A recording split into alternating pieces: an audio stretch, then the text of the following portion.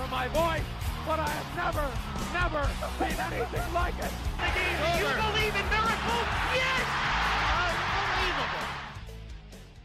Welcome back, sports fans. Andrew Zimmel, your host, as always, talking to you today about all things in the wide world of sports, which, as we all know, getting kind of hard to do. So tomorrow-ish, Friday, we should have Jacob Rodriguez coming on to talk to us about the UCF and the recent fights and what we can expect. And he told me that he's going to really be prepared. He wants people to confuse him for Joe Rogan. So I'm into it. I'm ready for it. I'm always interested to hear what he has to say, period, end of story. But I'm very curious to see what the research he's going to do for UFC fighting. So we're going to have that one out for you guys on Monday probably. Big news on Thursday, however, and news that I didn't get to cover on yesterday's podcast was that the Boston Marathon officially canceled. It got pushed back to September, and it has been officially canceled now. 124-year history. It has gone through, a lot of the wilder things. We remember the bombing like 8 years ago. It was scheduled to happen on April 20th and then got pushed back to September 14th because of the coronavirus. It is, like I said, the first time that it has been canceled since 1887. It's one of the most prestigious races in the world. It is the, I think, biggest marathon in the United States. I'm not completely sure. I think maybe the New York Marathon might outdo it a little bit, but it is first time since 1897. I'm sorry, 1897, first time that it's been canceled. It's a shame because these runners practice their entire lives for this. A lot of those guys, this is a bucket list type of thing. A lot of runners love and want to run the Boston Marathon. I know that might be foreign to a lot of us, but for marathon runners and runners in general, these prestigious races are something that you get to not only wear on your chest like an award, even if you don't medal, you get to say, hey, I ran the 2020 Boston Marathon, but you also kind of get to swap stories with other runners. My dad, big marathon runner, we went to one in Austin. It was like the Run Austin Marathon or a half marathon or something. I think it was a full marathon. He's done 60 of them, so it's kind of hard to remember who does when, where, stuff like that. But I remember being there in the afternoon eating for the pre-race stuff. You get carbo load, stuff like that. I'm not a runner. I'm just facading as one. But I'm talking to a couple of other people, older people, late 50s, early 60s, and they're telling me about how they ran this giant marathon in Australia and how they've done marathons in Paris and done marathons in Berlin. And it's so cool how they go all over the place and run these races. So the Boston Marathon for a lot of people is a check mark on their book, their passport book of running. So having the marathon get canceled, having the race not getting to be able to run this year, that's tough. And the 124-year streak is another thing that's just mind-boggling. 124 years, people have gathered together to run this course, run this race, and just mind-blowing to me. All right, we're going to get into a little NFL action. Terrible segue by me. That's on me. A little NFL action. So, Deandre Hopkins, former Houston Texan, now Arizona Cardinal, gets traded by Bill O'Brien. They had words.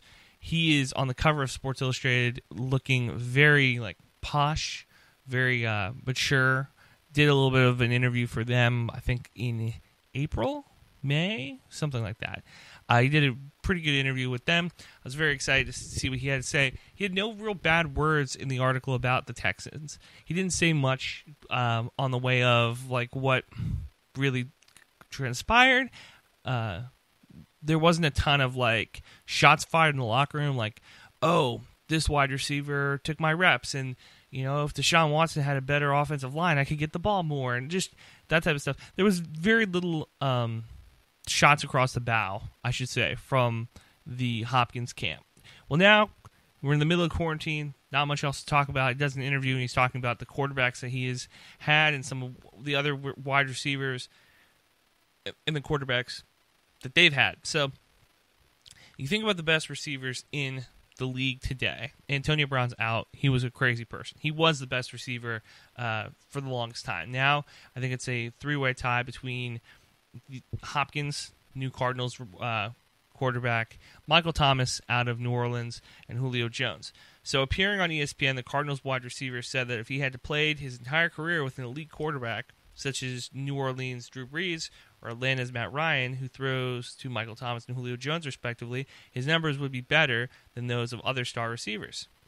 I definitely think I'm the best. I know I'm the best, Hopkins said. Those guys are definitely blessed to have positions where their whole career they had a Pro Bowl quarterback. So, let's go through this. Let's dissect it. Break it down piece by piece. In the early part of Hopkins' career, not only didn't he have a very talented coach, I don't think he's ever had a very talented offensive head coach. He never had an elite quarterback. Watson's only been around for, this is his fourth year? Third, I think he's going into this fourth year, yeah. And you take those 4 years away, and the guys that he has been having throw him the ball, kind of scrubs. Now, Matt Ryan, not a guy throwing the elite quarterback room. I think it's more of the fact that he's always had pretty good offensive coordinators around him. Atlanta has done a okay job at getting pretty good assistant coaches to put around Matt Ryan. And I wouldn't put him in the elite category, but I would say Julio Jones is a freak athlete, and that helps you a lot as a quarterback. It lets you throw the ball around. Michael Thomas, though, is a dude who, come on, every time they lose in the playoffs, he has something to say on Twitter.com. I'm not begrudging him. Every athlete deserves to have their story told, and, if he doesn't think the media does a good enough job, we don't do a good enough job a lot of times. I'm humble enough to say that. But that dude borders crybaby over and over and over again. So it's something that he wasn't the first person tweeting back at Hopkins. And the number, it's hard. We always compare players from different generations and different sports, and at the end of the day, we have to just wring our hands and say, I wish we could see these two players go against each other, right? Could Deion Sanders stop Antonio Brown? Could Calvin Johnson beat every defensive back in 1970? Those are things that we want to talk about, but we don't have any facts to really back it up. There's no real, quantitative numbers to show what they could do. And this is one of those things where it's we wish that we could have had Hopkins with a elite quarterback like either of those other guys. We've had him with Watson. Watson, the first year of his career, I wouldn't put him in the elite category, but he's been really good these last 2 years. So, it's one of those things where you really can't decide. You really can't split hairs. I personally think Hopkins is the best receiver. I've seen him do crazy stuff. I think Thomas would probably be second. I put Julio Jones at third, and Odell Beckham Jr. is probably somewhere in 4 or 5. I think that's the top 4 or 5 guys in the league. So the Hopkins thing, he's going to do incredible in Arizona. He finally has a coach in Cliff Kingsbury and a quarterback in Kyler Murray, who we did the anti-quarterback segment yesterday, and I told you how can we trust a 5'10" guy who's going to have a sophomore slump. This is truth, but having Hopkins helps a ton. Having a wide receiver you can count on, in addition to having Larry Fitzgerald, one of the 4 best receivers of all time, it's easy. It's cupcakes. There should not be a game where Hopkins has less or has fewer, I want to say, than 90 yards in the TD. Every game he should be able to get the ball thrown to him. He was getting double covered in Texas all the time. Goes to Arizona. Hopefully he can figure out a way to get open. Hopefully they find a way to give him the ball more. Because I really do think that he is the type of talent, he's the type of dude who is going to be a game changer. Very few guys like that. Very few wide receivers, very few running backs in today's game that you can say, game changer. Adam Thielen, game changer. Saquon Barkley, game changer. DeAndre Hopkins is better than both those guys. That's how we should make a list of the game changers, the non-quarterback guys who can swing a game by the way that they play. because I'd put him on that list. All right, now let's talk about, this is our basketball segment. It's blank versus blank, because it is now, we're getting a little bit more basketball action. We're getting, of course, this player versus that player. We're not doing LeBron versus Jordan, so if you're listening for that, sorry. But let's go through it. Jason Terry versus the Pac-12. So Jason Terry now, former NBA player. He's finally given up his goal of playing for 1,000 years in the NBA. He joins his alma mater.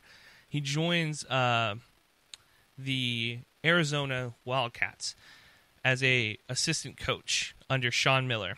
And it's I think that's a really good ad for the program, and I'm going to tell you why.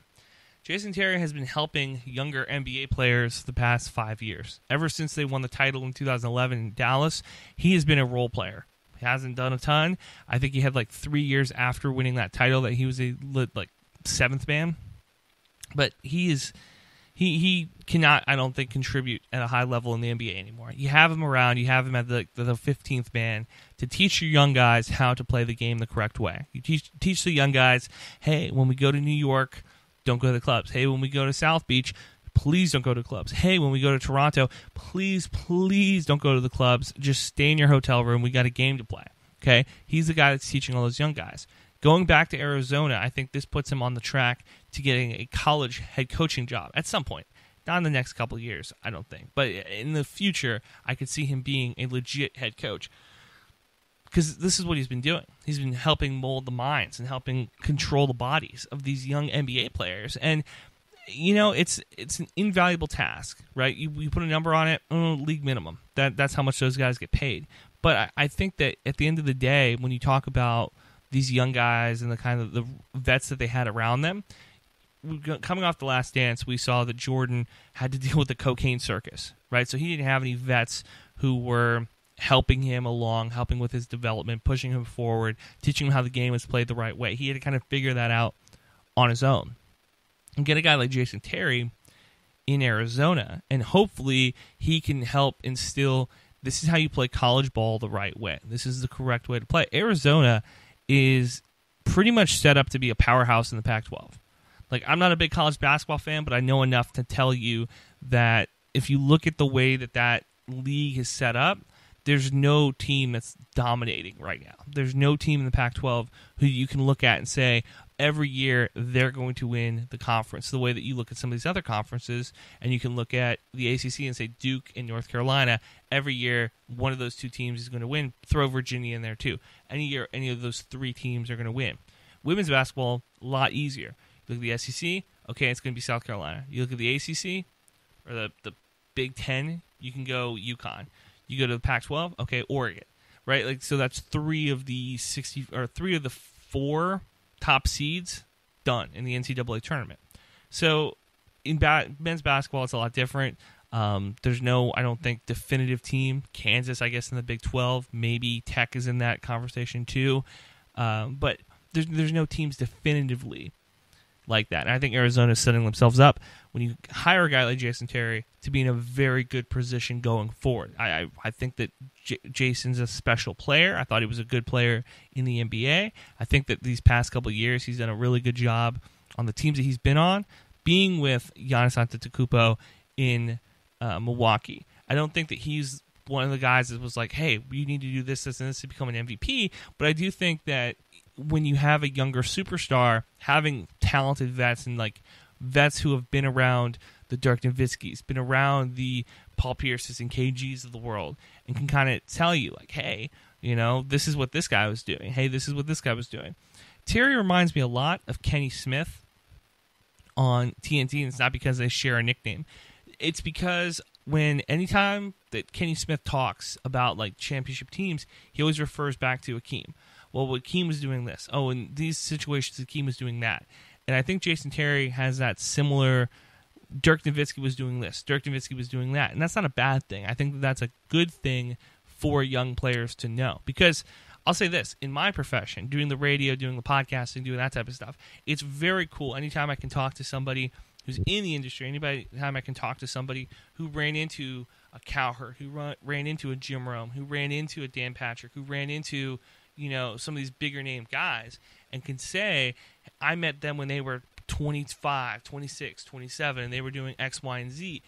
Like, nobody's career path in the NBA is the same. Nobody's going to have the exact same upbringing as Kobe Bryant or Michael Jordan or LeBron James. But it's cool when you're at that level of playing, when you're at that level and you can see, oh, in LeBron's third year, he wasn't doing this, he's doing this now. You could be doing this now. Okay.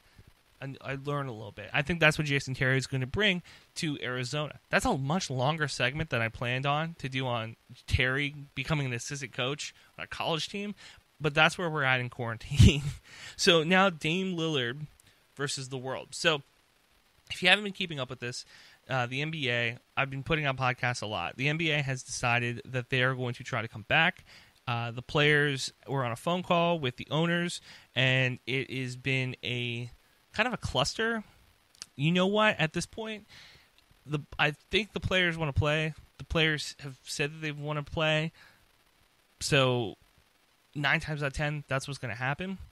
But Damian Lillard said that he doesn't want to play if they don't have a chance to make the postseason. So as the NBA prepares, I'm reading this off Twitter, as the NBA prepares to modify return to play following a pandemic-related hiatus, Damian Lillard said it doesn't make sense for him to risk injury if his team has no path to the postseason, which is fair. I don't blame him for that. He gets paid millions of dollars. A lot of people pointed at the 30 million Americans who are filing for unemployment and that he has a job to do. His job is to play basketball. I don't blame the fans who think that. I also don't blame him because, let's just do some risk reward. The reward is you're not playing in front of fans. 9 times out of 10, you talk to these guys, and they say to you, hey, the reason that I go out there and play so hard is because it's the first time somebody's going to see me play. It could be the last time somebody sees me play, but I'm going out to play for the fans. If there's no fans, that kind of is a moot point. Like, it doesn't really matter if I'm out there playing very hard because there's no little kid in the stands who's watching me play. There's no 85-year-old man who's been to every single game watching me play. Like, there's less of a fire there, and I don't blame him. I think that's a fact. But at the same time, like, you probably shouldn't say that out loud. You're saying the quiet part out loud in a lot of cases with that one. If you don't want to play, say that you twisted your ankle 5 seconds into the game. Like, you don't need to tell the fans. You don't need to tell the media, I'm not playing if there's no chance for us to make the playoffs. Also, the way that this is set up, we could do group stages, which other people have talked about. I haven't really gone into it very much, but just simplistically what would happen, you'd rank the teams 1 through, I think it was like 30, 1 through 20, and you split them up into 4 separate groups. 20 teams, split them up into 4 groups of 5, and that is the league play. Or 4 groups, I should say 5 groups of 4. And you split them up like the seeding. You have like 1, 8, 12, and 20 in a group, and then you go through that. And the point is that a team like the Trailblazers would have a chance to make the playoffs in that like group stage format, kind of like the World Cup. If they just said, we're going to do the 12 best teams, go play, the 16 best teams, go play, I don't think the Trailblazers fit that mark. I would say to Dame, hey, remember at the beginning of the season when you started like 1-9? You start a little bit better, you probably have a chance to make the playoffs. So what ends up happening is that guys in the media who never seem to understand when to not talk and when to talk, they said that he was a coward, kind of a brat, sitting out. And it's like, why are we doing this? Why? Who thinks this is a good idea to come out and say this about one of the hardest working, best quote unquote players in the league? So, spoiled entitled brat is what Dan Olowski, whatever, the former Detroit Lions quarterback who's on Get Up every other day, said that he's sitting out meaningless games when the reality is Orlowski is the petty one, quote unquote. Look, the point is that the point is that these guys in the media calling Dame Lillard names. It never makes sense. It never makes sense to me why you go on TV. This is I think the core of my issue with this. It's not that the fact that he called Dame Lillard names. It's the fact that like you know these players. Like anybody in the media when you get to that level, most of the time you're going to know an agent, you're going to know a friend, you're going to know a teammate, you're going to know somebody around that player. You're doing interviews, you're getting inside sources, you're doing some inside baseball stuff. Like you know these guys. Dame from Oakland, right? Dame coming up hard way. Dame Lillard working on his game, going to Weber State, being the Rookie of the Year. Like there's not a entitled part in that. There's no, narrative you can really spin there that makes Dame look like the bad guy. I would say, hey, it's disappointing to see you not play. It's not ever good when one of the best 10 players in the league isn't playing. That's the case I would make, but I wouldn't call the guy entitled. And of course, Dame shot back and Dan shot back, and it's just one of the things that we do today in 2020 on social media. But my point is that if you're in the media, if you're working with somebody, and you know them personally, like I'm not going to be mad at the blogger who says KD's a snake for leaving Oklahoma City. Like, you don't know KD. You don't know what went through his head. It's fine. But if you know the guy, if Rachel Nichols comes out there, if Paul Pierce or Scottie Pippen comes out there and goes, KD's a snake, well, then I'm like, oh, they know KD. They've worked with KD. KD's been on the show. KD's talked to these guys before. They know what's happening. Then I'm like, oh, that's saying something. That's why when Kendrick Perkins, and we're going to get to him in a second, that's why when KP says dumb stuff, I take it so personally, I take it so offensively, because he knows what he's talking about. Paul Pierce is the same way. Like, they know what they're talking about. So when they say these things that are asininely dumb, just stupid shit, then I'm like, this is not good. If Skip Bayless says something, I'm mad at it for a second, but it's not the end of the world, because I know that he doesn't have those connections. I know that he probably isn't talking to players. I know that he's probably not even doing the research needed. But Dan, come on, man. You're supposed to be smarter than this. You do your research. Know that Damian Lillard, know his background, know his history, because it's just crazy to me that this type of stuff happened. All right, last thing before we go. Curry versus Harden. So Kendrick Perkins, because he's bored and decides to start fights on Twitter.com, decided to say that Harden is a better all-around player than Steph Curry. This is a debate that we have been having since 2015. This is a debate that we have been having since voting in that MVP race. And I've said this before. If you are on a 67-win team and you are a player who, for the most part, we didn't really keep much attention to, we knew you were good, we didn't know that you were that good, your team's that good, you're going to win the MVP. Giannis Antetokounmpo, he comes over because we have more media now, which is crazy to think that we have more media in 2019 than we did in 2015, but it's a fact. We have more media now, we're more social media driven now than we were then.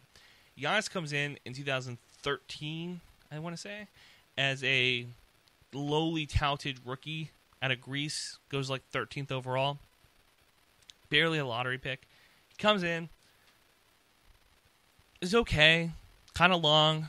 We don't know if he's the next KD or the next guy who's going to be out of the league pretty soon. But then, boom, he blows up. He gets nutrition. He gets the stuff NBA teams have, better sleep, I take it, and grows another 2 inches, and now is one of the dominating forces in the league. And now we're comparing him to Shaquille O'Neal. Okay, so that happens. If you win 60 games, we're going to look at you and we're going to say you're probably the MVP. Derrick Rose, 61 wins. Yeah, you're the MVP. LeBron James, 66 wins. Yeah, you're the MVP.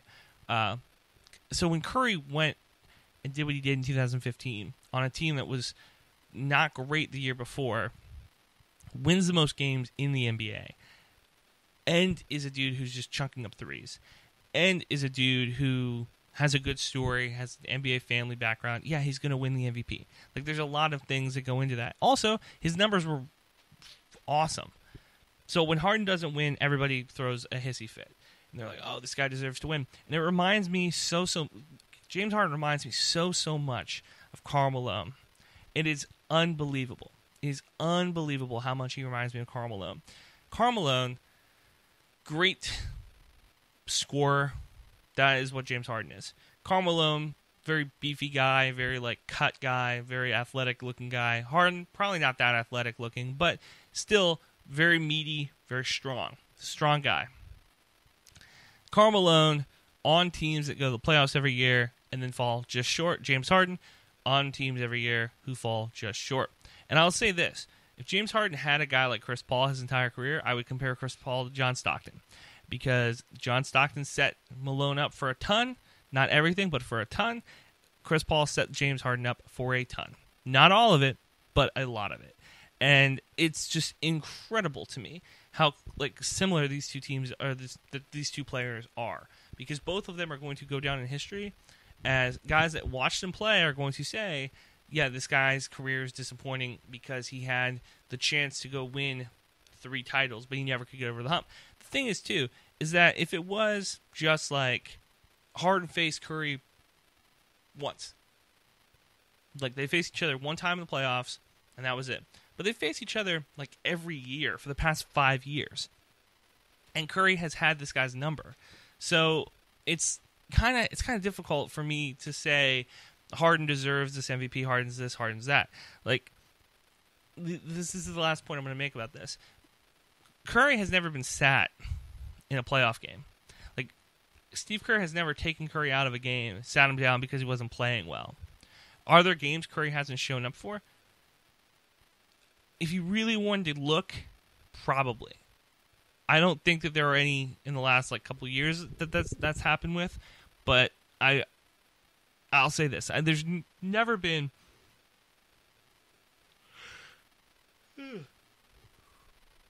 a nationally televised game that I've watched that they had to sit Curry for because he wasn't playing well in a playoff game. Harden, there have been times where he's had to sit down because he wasn't playing well, because the team was losing. And the one time that they had a large comeback against the Warriors in 2015, they came back when he was on the bench. So that's all I'm going to say. The Harden Curry thing is so dumb. One dude has 3 titles and 2 MVPs. One guy has 1 MVP and is flamed out in the playoffs. You beat the Warriors last year without KD, we have a different conversation. We say you ended the Warriors dynasty, you go play Toronto, maybe something happens, Kawhi doesn't win, you win a title. Like, that's great. Harden has a ring. We have a different conversation. But Harden has not won anything. The last time he was at the finals, he was coming off the bench for the Thunder. So it's really hard for me to say that, oh, this guy is in the same class as Curry. Like, he's good, he's an MVP, but him, Westbrook, I'd even put Lillard in that conversation. Those 3 guys are in a different league than the LeBrons and the KDs and the Steph Currys and the Giannis's. Like, it's you want them to be in that conversation.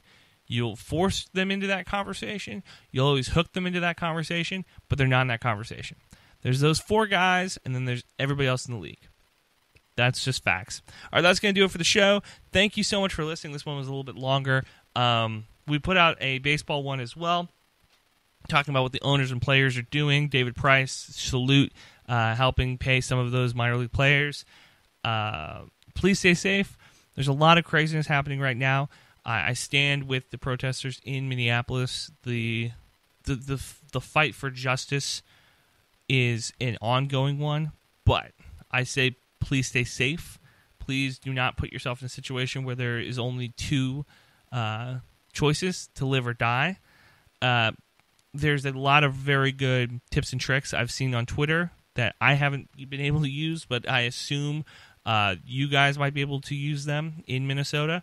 So please stay safe, wash your hands, and I will talk to you guys on Monday with Jacob talking UFC. Check that one out. I'll talk to you later.